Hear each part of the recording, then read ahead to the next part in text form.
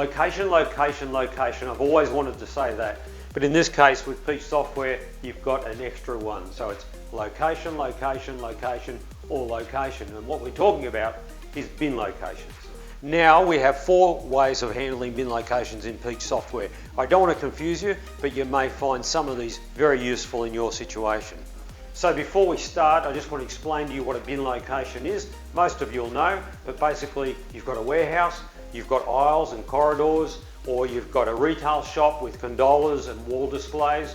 And a bin location is simply the address of a product that may be in your warehouse or your showroom, so that you can easily go to it. You can easily go and pick from it, you can go and stock take, you can move products from one bin location to another bin location, you can receipt stock into it, and you can invoice stock out of it.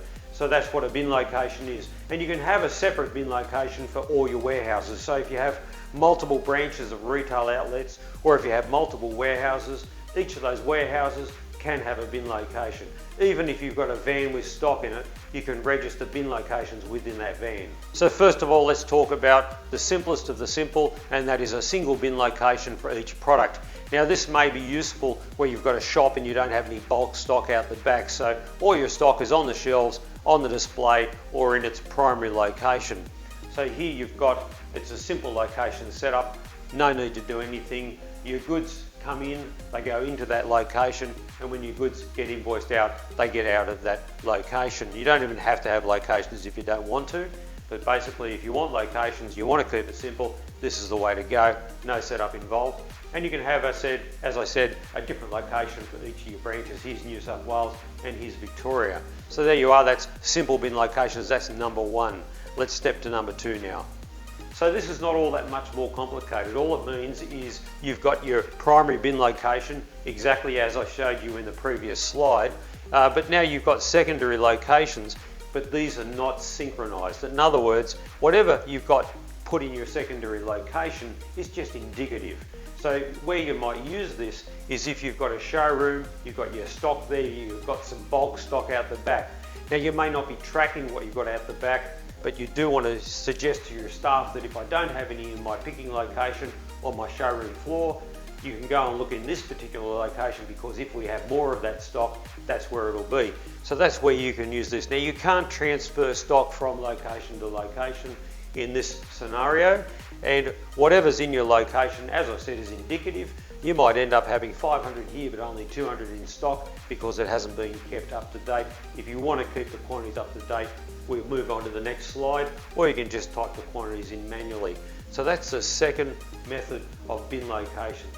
So now we're getting into some territory that may confuse some people, and a lot of people don't need this. But if you've got a warehouse and you've got multiple warehouse bin locations for each product, then this is going to come in handy, and then we'll go on to the next part in the next slide. So basically this is called Synchronized Setup. So all your goods, when you receipt your goods in, they're going to come into your primary location. And when you invoice your goods, they're all going to come out of the primary location. So this is primary, or you can also call it your picking location, let's say.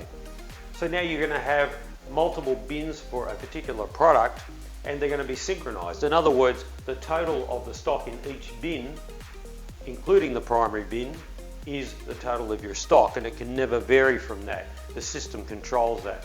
So transactions flow in and out of the primary or the picking location. You can transfer stock between locations using the location screen. So you can move stock between all those locations.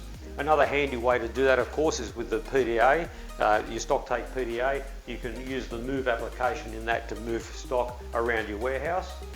For secondary bin locations to be maintained, when the stock is moving between locations, it must be transacted in Qty software.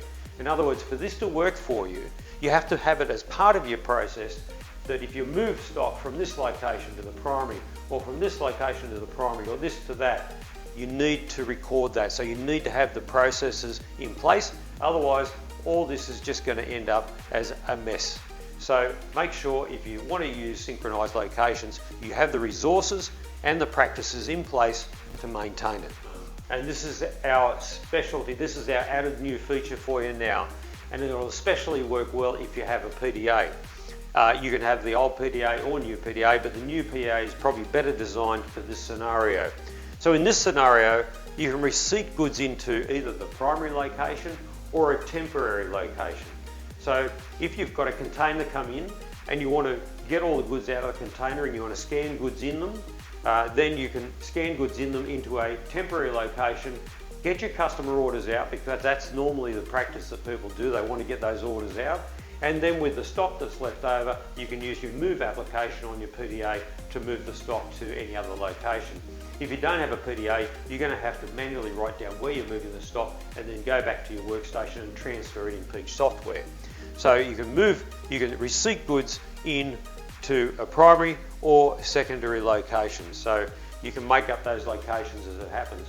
And by the way, if you've moved it into a temporary location called Temp 01, for example, and then you print a packing slip, the packing slip will take into account what's in Temp 01 until you've moved it out into another location. So you can still pick from that location and get all your orders out before you have to put the balance of the stock away.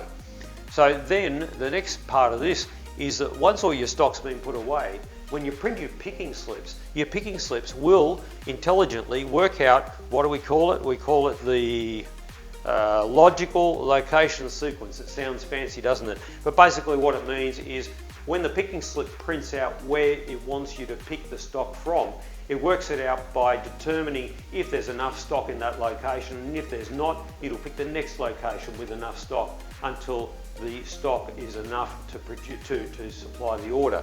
So in other words, you're actually picking out of multiple locations. So whereas in the previous slide you could only pick out of the primary, now you can receipt into and pick out of multiple locations. So now this takes a bit of setup. So if you want this working, you're going to have to talk to our support people. You're going to have to synchronize your locations, you're going to have to get it all prepared, and again you're going to have the procedures in place so that it doesn't end up in a big mess. So procedures and enough warehouse people trained properly to do this. And as I said, if you're using the Peach PDA, it's going to make it a lot easier to follow this process, but you can do it without. So there you are, location, location, location, and location. So I hope you find that interesting. Perhaps you can use it, maybe not, but it's good that you know that it's there. Call Peach support if you want to set it up, and they'd only be too happy to help you. I keep saying that and they hate me for it, but give them a call anyway. That's what they're there for, and they love talking to you. Thanks for watching. Bye.